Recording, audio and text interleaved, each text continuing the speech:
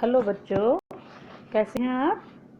Class 12 subject Hindi अभिव्यक्ति और माध्यम का हम 5th चैप्टर पढ़ेंगे। विशेष लेखन, स्वरूप और प्रकार। विशेष लेखन क्या होता है कि किसी विषय से हटकर किसी विषय को अपना आधार बनाकर वो विशेष लेखन होता है। सबसे पहला ही प्रश्न है, विशेष लेखन किसे कहते हैं। समाचार पत्रों में विशेष लेखन की क्या उपयोगिता है। आधुनिक युग में पाठकों की रुचि बहुत ही बढ़ चुकी है ना। कहीं पर भी जैसे कोई भी विषय वो पढ़ते हैं, जैसे साहित्य हो, विज्ञान हो, व्यवसाय हो, खेल हो, तो सभी विषयों की उनको जानकारी चाहिए। तो कुछ पाठक ऐसे भी हैं जो केवल विज्ञान में या खेल में या सिनेमा में किसी विशेष विषय पर अपने रुचि रखते हैं। तो जो भी उनकी रुचि होती है वे उस रुचि का विषय जो है विस्तार से पढ़ना चाहते हैं, यानी कि उनको पूरी नॉलेज चाहिए होती है, उसके विषय में पूरी जानकारी चाहिए होती है। तो फलस्वरूप क्या इसकी परिभाषा बनती है, समाचार पत्रों तथा अन्य जन संचार माध्यमों को सामान्य समाचारों के साथ साथ कुछ विशेष विषय के बारे में जानकारी देनी पड़ती है। इसी को हम विशेष लेखन कहते हैं। तो जैसे कि हम अखबार पढ़ते हैं, उसमें देखते भी हैं कि खेल का पेज जो है अलग होता है और जो अलग और मनोरंजन का पेज जो है वो अलग होता है। ऐसे ही बाजार का जो पेज है वो अलग होता है।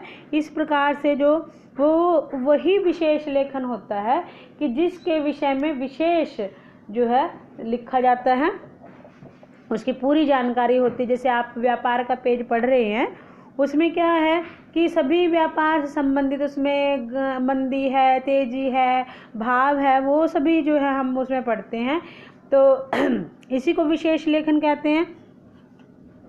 देखिए, सभी को पता है कि समाचार अनेक प्रकार के होते हैं, जैसे राजनीतिक है, आर्थिक है, अपराध है, खेल जगत, फिल्म जगत, ये सभी और किसी और विषय से भी संबंधित होते हैं।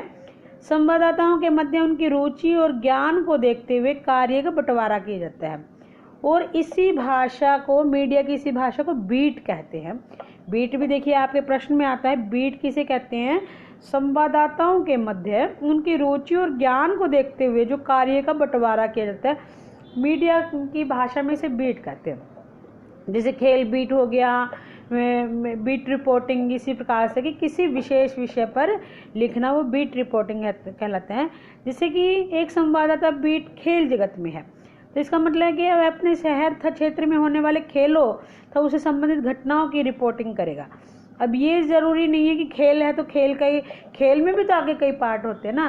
जैसे कि कोई क्रिकेट खेलता है, कोई जो है हॉकी खेलता है, टेनिस है, तो इसके भी अलग अलग जो है जानकारी देने वाले अलग अलग संवाददाता होते हैं, अलग अलग बीट रिपोर्टिंग होती है।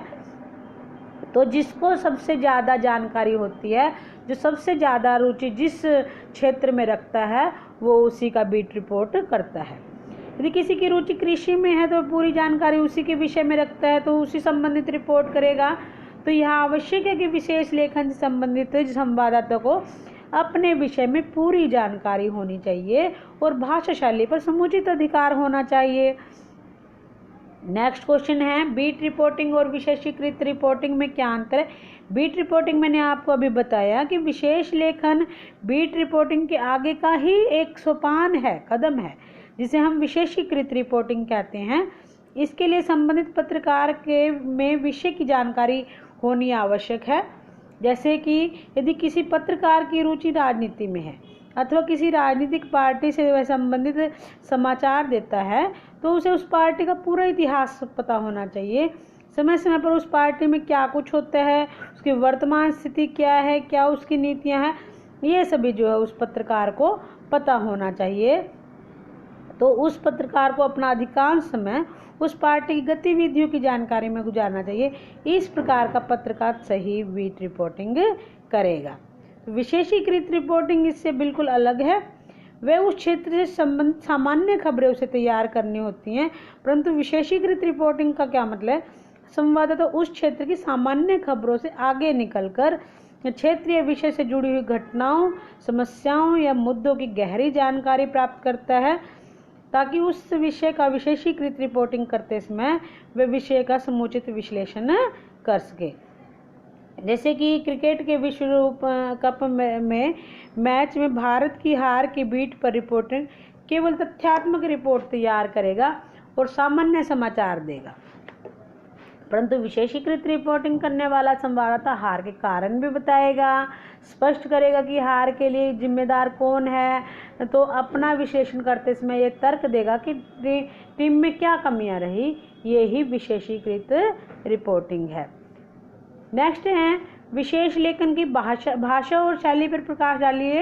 ये लास्ट क्वेश्चन में भी हमने तकरीबन पढ़ा है। तो भाषा शैली तकरीबन सरल और सहज ही होनी चाहिए ताकि पाठकों को समझ आनी चाहिए।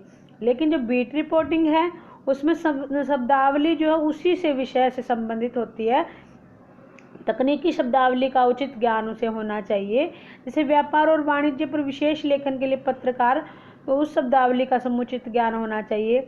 जैसे तेजड़िए है, मंदड़िए है, ब्याज दर है, व्यापार घाटा, इस प्रकार उछाल चांदी, सोने में उछाल, भारी उछाल, चांदी लुढ़की, तो इस प्रकार से ये तकनीकी भाषा का प्रयोग है।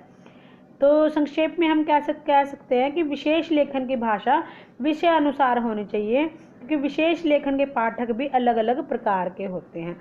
इसलिए जो है इसकी भाषा सरल और सहज होनी चाहिए जो पाठकों को आसानी से समझ आए। धन्यवाद बच्चों। हम 5th जो चैप्टर है वो हमारा कल की वीडियो में कंप्लीट हो जाएगा। आपको साथ साथ ये चैप्टर जो मैं करवा रही हूँ वो याद करने हैं।